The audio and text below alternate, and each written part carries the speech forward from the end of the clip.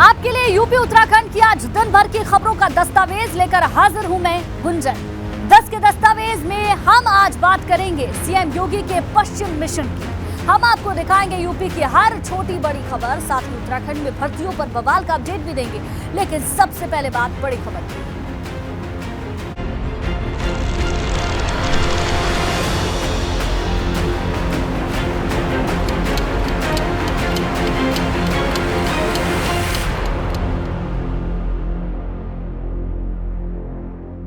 गवाहों को धमकाने के आरोप में नए मुकदमे दर्ज होने के बाद नई मुश्किलों से घिरे आजम खान को राहत दिलाने की कोशिशें तेज कर दी गई। आज मुरादाबाद में सीएम योगी के साथ बैठक के बाद सपा सांसद ने उनसे बात की।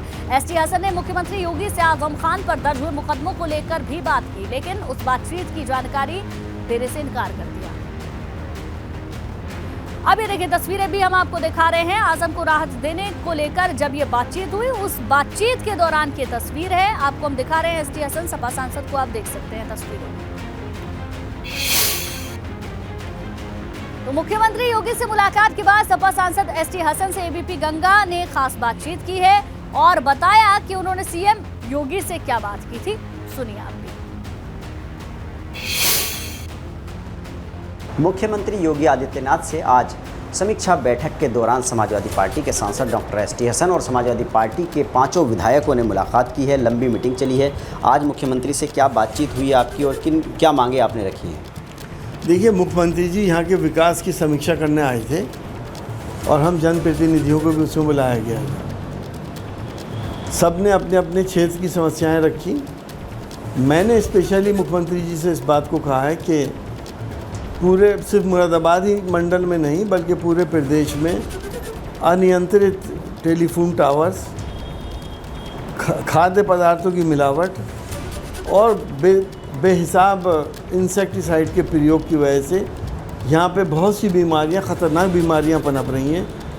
सांसद जी, जब आप लोग मीटिंग के लिए जा रहे थे मुख्यमंत्री से सर्किट हाउस में, हम लोगों ने बात की थी आपसे तो तब विधायक लोग भी थे, तो आप लोगों का कहना था कि आजम खान पर जो मुकदमे हुए हैं उससे संबंधित मामलों को लेकर भी आप लोग मुख्यमंत्री से बात करने वाले हैं। तो क्या उस सिलसिले में कोई बातचीत हुई आप लोगों की या किसी विधायक की? देखिए, समीक्षा बैठक थी और हमने मुख्यमंत्री जी से खुद इस बात को कहा कि हमें 5 मिनट का अलग से टाइम दे दिए, क्योंकि मुख्यमंत्री जी को वैसी देर हो गई थी, इस वक्त टाइम नहीं दे पाए।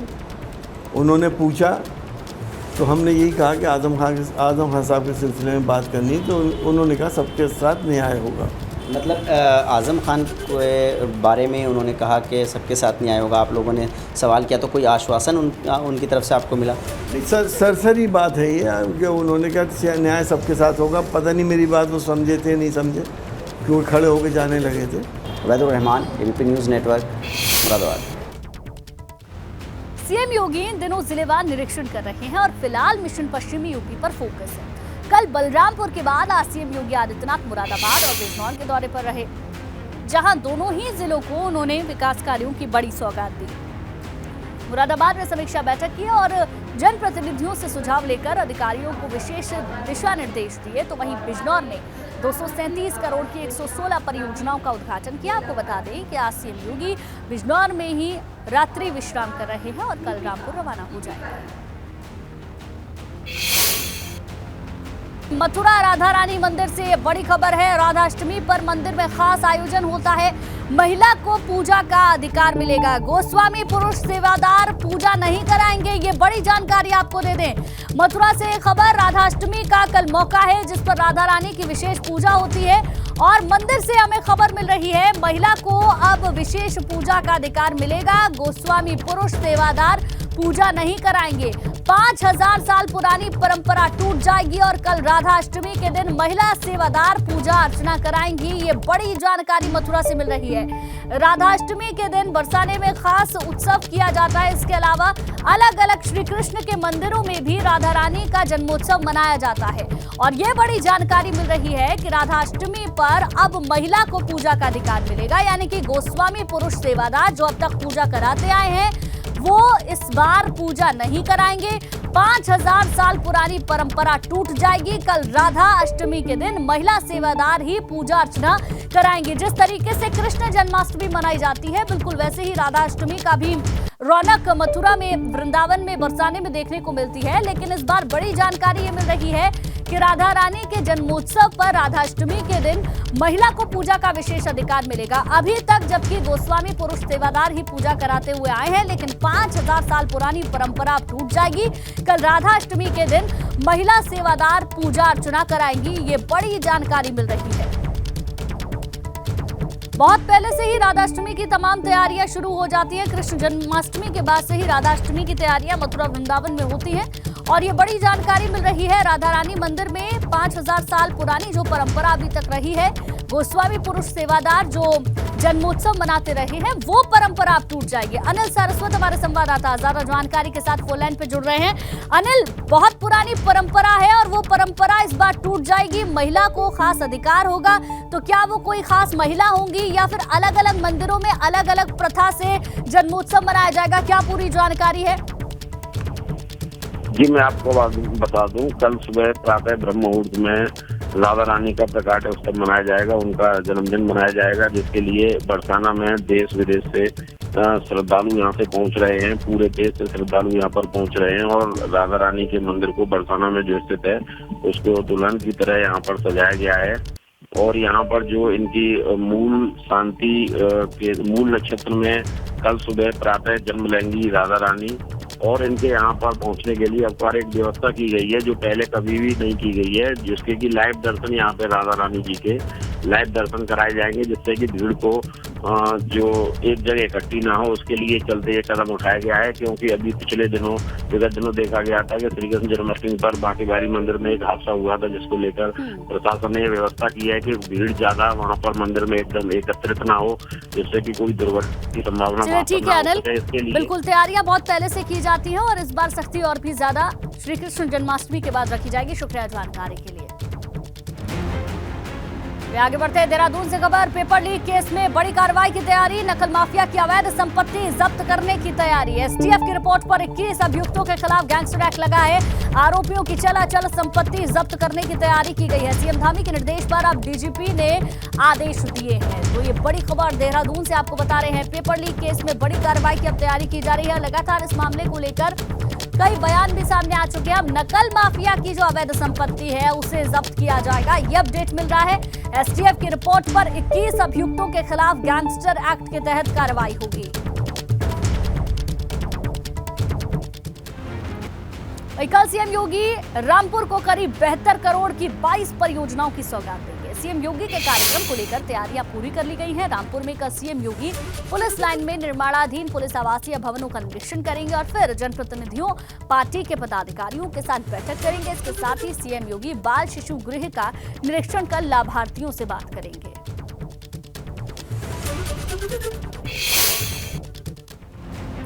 प्रयागराज दौरे पर आए डिप्टी सीएम केशव प्रसाद मौर्य ने अखिलेश यादव पर पलटवार किया। अखिलेश यादव के यूपी की शिक्षा व्यवस्था पर सवाल खड़े करने पर केशव प्रसाद मौर्य ने कहा कि सपा को तो शिक्षा, अपराध और भर्तियों को लेकर बोलने का नैतिक अधिकार भी नहीं है।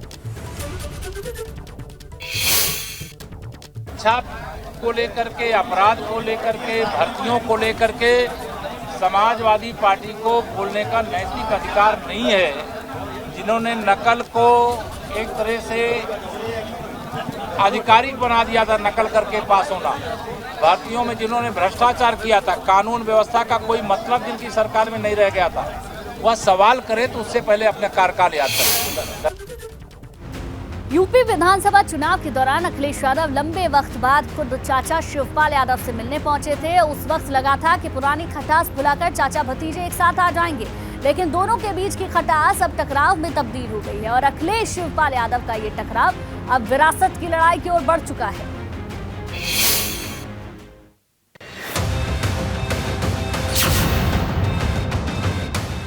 क्या शिवपाल यादव बड़े भाई मुलायम सिंह यादव की सीट पर ठोकेंगे दावा? क्या 2024 में मैनपुरी से लड़ेंगे लोकसभा चुनाव? अखिलेश यादव और शिवपाल यादव के बीच 6 साल से चल रही सियासी अदावत के बीच अब यूपी की राजनीति में यह लाख टके का सवाल बन चुका है। लेकिन शिवपाल यादव की तरफ से जो संकेत मिल रहे हैं वो यही बता रहे हैं कि शिवपाल यादव मैनपुरी सीट से चुनाव लड़ सकते हैं। जिसका इशारा शिवपाल यादव के इस जवाब में छिपा है। क्या अगर मैनपुरी से मुलायम सिंह जी चुनाव नहीं लड़ते हैं तो आप मैनपुरी से चुनाव लड़ेंगे? देखिए, हम नेताजी से मांग करेंगे, नेताजी चुनाव लड़ें और लड़ना चाहिए नेताजी को। हमारा तो प्रयास होगा नेताजी लड़ें, और नेताजी को पिछले चुनाव में भी हमने जिताया, प्रचार किया, फिर जिताएंगे। मेरा पूरा प्रयास है नेताजी चुनाव लड़ें। ये सवाल दरअसल इसलिए उठने लगे हैं क्योंकि लंबे वक्त से मुलायम सिंह यादव अस्वस्थ चल रहे हैं और मुलायम सिंह यादव के अगला लोकसभा चुनाव लड़ने पर संशय बना हुआ है। ऐसे में माना जा रहा है कि परिवार की परंपरागत सीट पर अब शिवपाल यादव ने दावा ठोकने का मन बना लिया है। लेकिन इस मुद्दे पर सपा का क्या कहना है, सुनिए। लोग भारतीय जनता पार्टी की बी टीम है। अब वो चूंकि भारतीय जनता पार्टी के चंगुल में फंसे हुए लोग हैं, तो उनको जैसे जैसे भारतीय जनता पार्टी नचाती है वो नाचते हैं। ऐसे लोगों का भी लोकतंत्र में मैं समझता हूं कि उत्तर प्रदेश की जनमानस बखूबी समझ रही है। दरअसल शिवपाल यादव ने सपा के साथ अब गठबंधन नहीं करने का ऐलान करके भविष्य की संभावनाओं पर भी विराम लगा दिया है। ऐसे में अगर मुलायम सिंह यादव 2024 का चुनाव नहीं लड़ते हैं तो शिवपाल यादव मैनपुरी से चुनाव लड़ने का ऐलान करके न सिर्फ अखिलेश यादव को सीधी चुनौती दे सकते हैं, बल्कि मुलायम सिंह यादव की विरासत में अपनी हिस्सेदारी का भी दावा कर सकते हैं। Bureau report, ABP Ganga. Uttar Pradesh सरकार में परिवहन मंत्री दयाशंकर सिंह शनिवार को निजी स्वास्थ्य शिविर में हिस्सा लेने जौनपुर पहुंचे, जहां उन्होंने दावा किया कि परिवहन विभाग से भ्रष्टाचार पूरी तरीके से समाप्त कर दिया गया है। लाइसेंस बनवाने में चल रहे भ्रष्टाचार पर भी अंकुश लग गया है। इतना ही नहीं, विभाग तो अब फायदे में चल रहा है।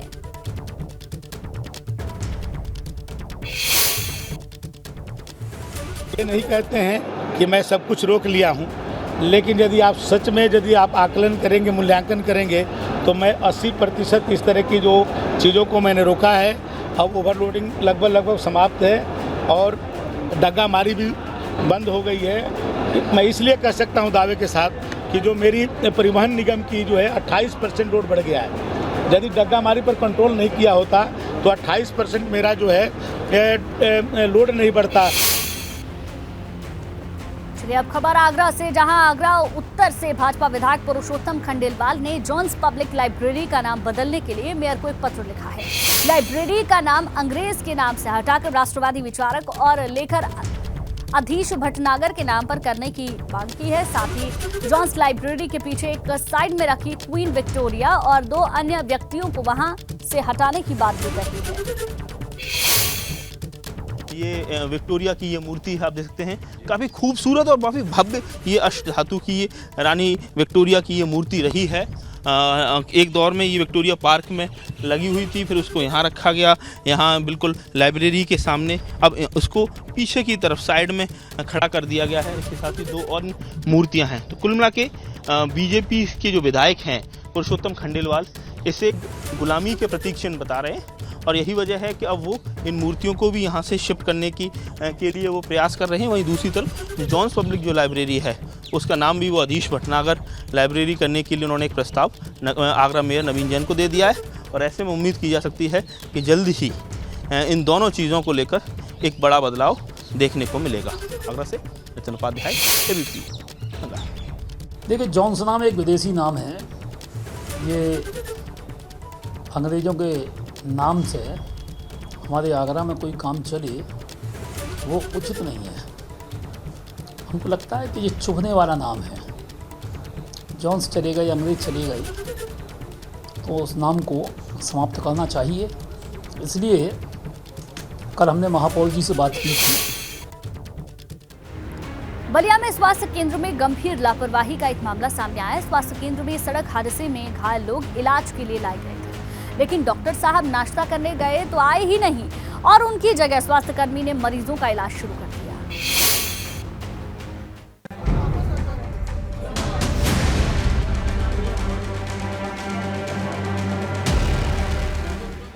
जमीन पर लहूलुहान मरीज के इलाज की ये तस्वीरें बलिया के बांसडीह सामुदायिक स्वास्थ्य केंद्र की हैं, जो यहाँ मरीजों को दी जाने वाली स्वास्थ्य सेवाओं का हाल बयान कर रही हैं। फर्श पर लिटाए गए ये सभी घायल एक सड़क हादसे के शिकार है। दुर्घटनाग्रस्त ऑटो को देखकर अंदाजा लगाया जा सकता है कि हादसा कितना भयानक था। लेकिन हादसे का शिकार हुए घायलों को आनन फानन में जब अस्पताल लाया गया तो ना ही वहां स्ट्रेचर मिला और ना ही डॉक्टर। हम लोग इंतजार कर रहे हैं, यहाँ पर डॉक्टर नहीं है। अच्छा ये बताइए, देखा आपके मरीजों को कहाँ सुलाया गया है? फर्श पे और इसी तरफ जैसे फेंका गया है लाश उस तरह के। जब 1 घंटे बाद भी घायलों को प्राथमिक उपचार देने के लिए डॉक्टर साहब नहीं आए तो अस्पताल के एक सफाई कर्मी ने ही इलाज की कमान संभाल ली और घायल लोगों को टांके लगाना और मरहम पट्टी करना शुरू कर दिया। लेकिन जब उससे डॉक्टर की गैर मौजूदगी के बारे में पूछा गया तो उनका कहना था कि डॉक्टर साहब नाश्ता करने गए हैं। आप डॉक्टर हैं कि नहीं मौके पर अभी? ना आप बताइए, आप पट्टी कर तो डॉक्टर है कि नहीं यहाँ पे? नाश्ता करने गए। हालांकि बाद में अस्पताल में इलाज के लिए डॉक्टरों का इंतजार कर रहे घायलों की खबर मिलने पर अस्पताल में तैनात एक आयुष चिकित्सक ने आकर दर्द से करा रहे लोगों का उपचार शुरू किया। मौजूद एक भी डॉक्टर जो ड्यूटी पर है, जिनकी ड्यूटी है वो लोग अभी यहाँ पर मौजूद कोई नहीं है, ऐसी भी नहीं है। यहाँ पे उपचार कौन कौन कर रहा था आपके साथ? उपचार करने में मैं डॉक्टर विनोद कुमार सिंह हूँ, हमारा फार्मासिस्ट जो है ओमकार है, फार्मासिस्ट भूपेंद्र जी हैं, ये 3 लोग हम लोग उपचार कर रहे हैं। हादसे के शिकार इन मरीजों को सफाई कर्मी और आयुष डॉक्टर की मदद से जैसे तैसे इलाज तो मिल गया, लेकिन जिस डॉक्टर पर मरीजों का इलाज करने की जिम्मेदारी थी वो आखिरकार आए ही नहीं। ऐसे में अब सवाल उठ रहे हैं, मरीजों को दरकिनार कर मोटी तनख्वाह उठा रहे ऐसे डॉक्टर्स पर नकेल कब कसेगी। बलिया से bureau report, ABP Ganga. Uttarakhand विधानसभा की भर्तियों में हुई धांधली को लेकर एबीपी गंगा की खबर का बड़ा असर हुआ। विदेश दौरे से लौटने के साथ ही स्पीकर रितु खंडूरी ने कड़ा एक्शन लिया। एक तरफ गड़बड़ी की जांच के लिए एक्सपर्ट कमेटी गठित की गई तो वहीं दूसरी तरफ विधानसभा सचिव मुकेश सिंघल को छुट्टी पर भेज दिया गया। साथ ही उनका कमरा भी सील किया गया। ये वही मुकेश सिंघल हैं जिन्हें प्रेमचंद अग्रवाल के स्पीकर रहते हुए शोध अधिकारी से सीधे सचिव की कुर्सी तक पहुंचा दिया गया था।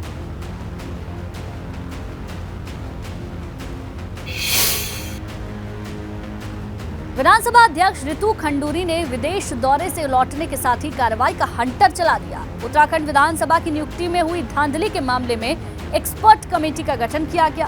स्पीकर का कहना है अगर भर्तियों में कहीं पर भी गड़बड़ी मिली तो कड़ी कार्रवाई होगी।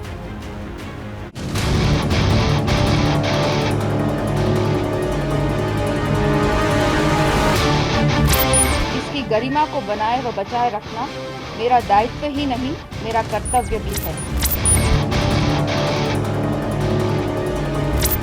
मेरे लिए सदन की गरिमा से ऊपर कुछ भी नहीं।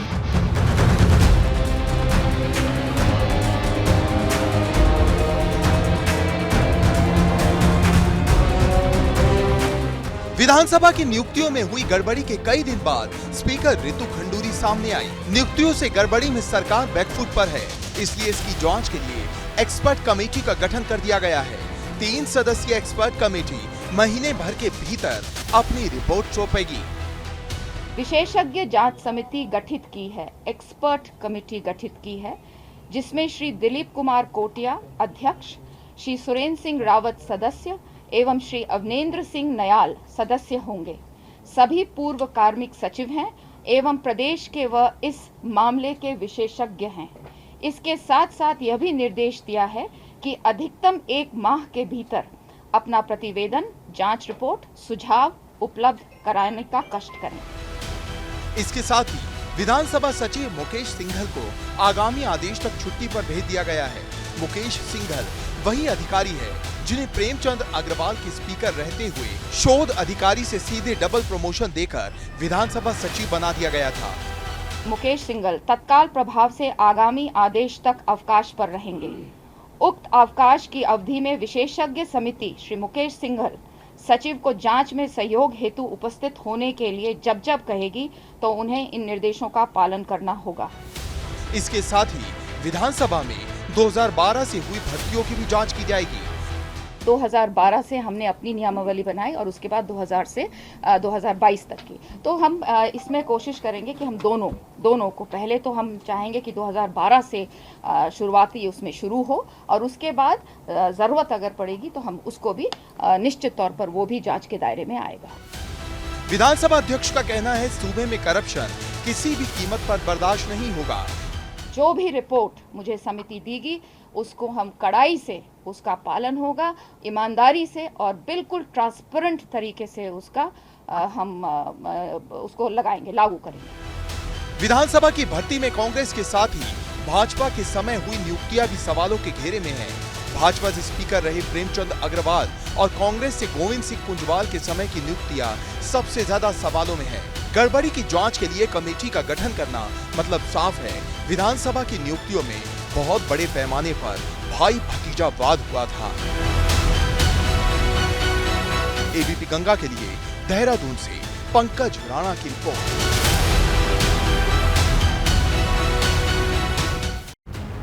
इस रिपोर्ट के साथ बुलेटिन में फिलहाल बस इतना ही।